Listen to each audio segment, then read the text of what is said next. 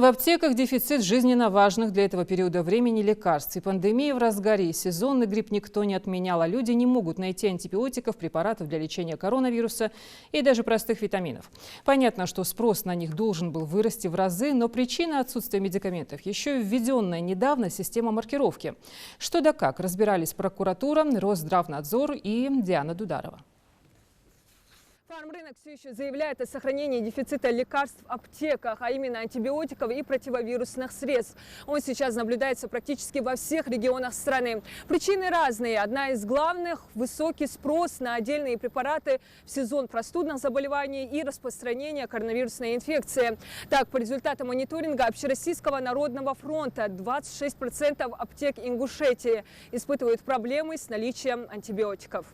Это лекарства с действующими веществами азитромицин, левофлоксацин, клавитромицин, максифлоксацин. Не во всех аптеках можно найти и антикоагулянты, и витамин D. Тем временем число заболевших растет, как и необходимость в лекарственных препаратах. Как обстоят дела в аптеках Назрани, проверяют надзорные органы. Монасан есть в наличии? Нитроглицерин, спрей подъязычный и таблетки. Покажите, пожалуйста. Проверяют наличие минимального ассортимента. В случае отсутствия обязательных препаратов в адрес предпринимателя выносится предостережение. На его исполнение дается 60 дней. Проверка проходит по поручению прокурора республики. В рейдовом мероприятии участвуют представители прокуратуры Назрани и Росздравнадзора. Есть перечень препаратов, который должен быть в аптеках.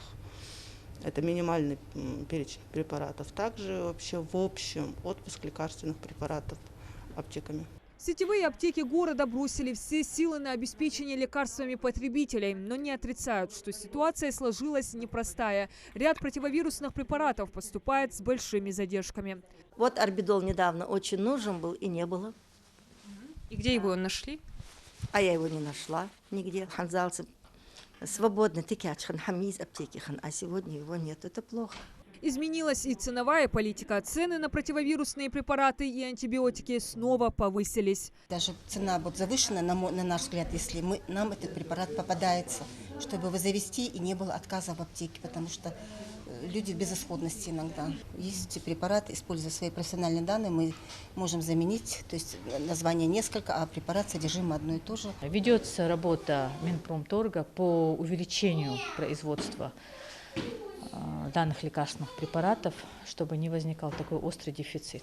Главная причина такой ситуации – не только высокий спрос. С 1 июля в России вступил в силу закон о маркировке товара. К маркировке лекарств готовились 5 лет. Как заявляют фармацевтической ассоциации, новая система все еще работает некорректно. По решению правительства страны некоторые условия регистрации лекарств со 2 ноября упростили. Тем не менее, представители фарминдустрии делятся, что это позволило лишь частично разгрузить аптеки. Система на сегодняшний день недостаточно усовершенствована.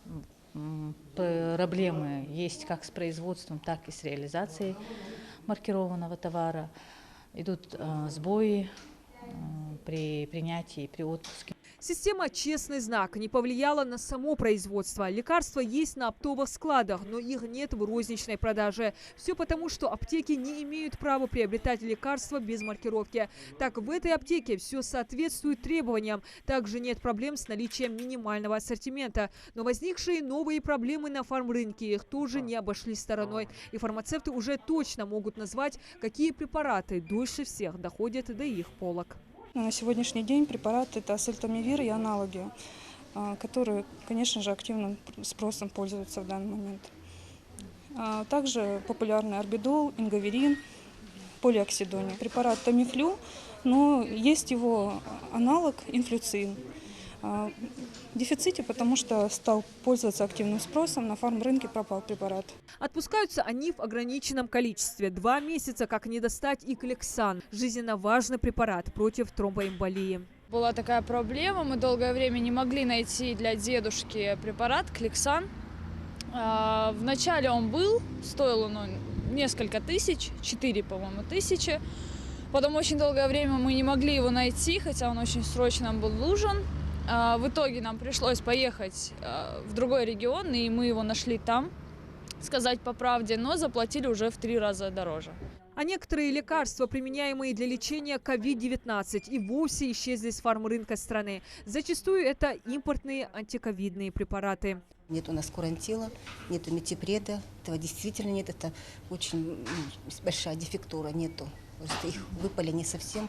Но в поисках ищем, чтобы вот обеспечить востребованность. Коронавирусная инфекция, она не только в России, но и за рубежом.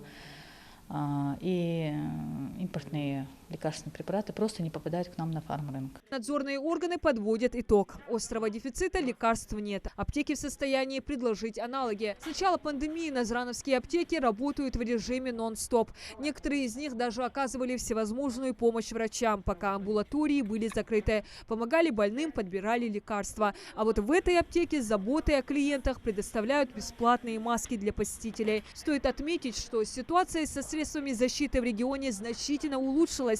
Если в начале пандемии антисептики, перчатки и маски почти невозможно было достать, то сейчас ими прилично запаслись, а цены понизились в разы. Теперь фармацевты надеются, что позитивные изменения с поставками противовирусных средств и антибиотиков грядут совсем скоро.